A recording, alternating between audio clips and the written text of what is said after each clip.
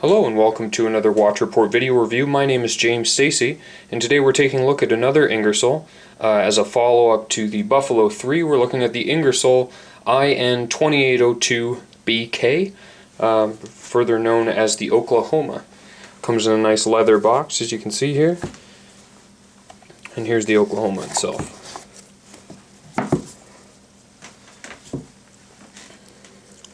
So much like the Buffalo, the Oklahoma is a large, vintage-inspired wristwatch, automatic, Chinese caliber, 45 millimeters wide, not including the onion crown, and 14.5 millimeters tall.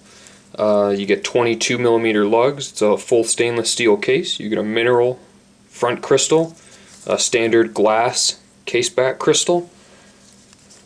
You get a leather strap, kind of an aviator-styled soft leather strap.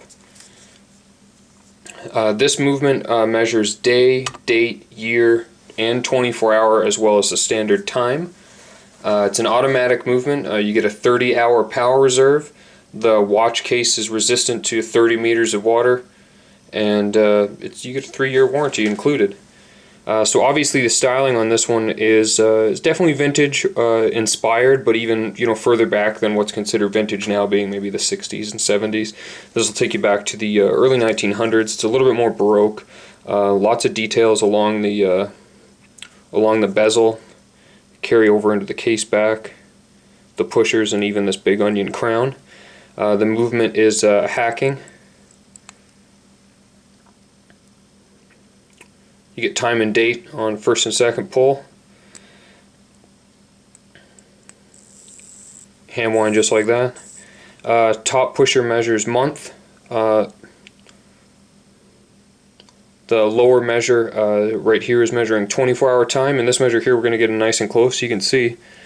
As something of an oddity, this measure at 9 o'clock is actually measuring the year. Not something you're going to see on many watches. This watch will no longer able to measure the year after 2021. You advance the measures by way of depressing the crown for each pusher. Top pusher for the top register, lower for here, and of course 24 hours changed as you wheel the time along here. You can see the 24-hour advances equally. Let's take a look at some detail on the case back. There you can see the movement actually running. You get a nice signed rotor, apparently a 20 jewel movement, signed with Ingersoll, and a nice kind of polished case back. Looking from here, you can see some of the nice details in the dial. Unlike the Buffalo, the date wheel is not too low in the aperture, so even at an angle you can tell Tuesday the 28th there. Get nice, although the markers are painted on, they're painted on quite thick, which I hope you can see here. And the cathedral hands really add something. I like the white borders. I love the orange luminous paint. And then little details. The Ingersoll signing on the side.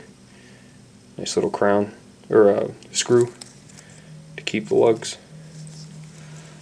And now to give you an idea of the size, because it's 45 millimeters wide without the crown, I'll show you a wrist shot. Okay, and here's the Ingersoll Oklahoma on a 7.5 inch wrist. As you can see, it's quite large. I have a bit of a bony wrist, and I do find the crown to dig in a little bit on the flat of my back of my hand. But otherwise, it doesn't sit too high. I mean, you get used to it wearing mostly dive watches. You get a nice signed buckle, and it's a very soft, pliable strap. Nice two-keeper design, and kind of has a nice ostrich finish to it. In terms of size comparison, we can take a look at the de facto standard Seiko SKX 007. You can see they're actually pretty similar. Seiko's not quite as tall, I don't believe. And it's same lug size, relatively same case size. I believe the Seiko's 44 millimeters, and then you get this for the crown here. So that gives you an idea of the size to expect from the Ingersoll Oklahoma. Now what we'll do is we'll give it some time to charge up under the Luminous Light, and then I'll show you what the orange loom looks like when it's glowing. Okay, and here's the Ingersoll, Oklahoma. We'll take a look at the loom now, shut off our lights.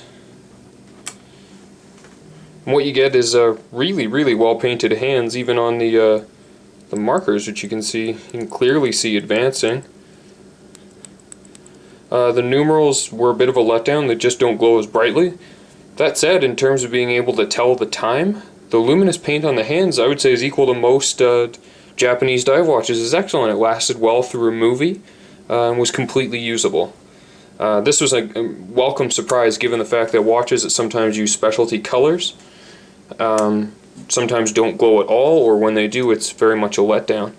The hands and even the small hands on the sub-registers worked out very well on the Oklahoma. Okay, so this has been the review of the Ingersoll, Oklahoma for WatchReport.com.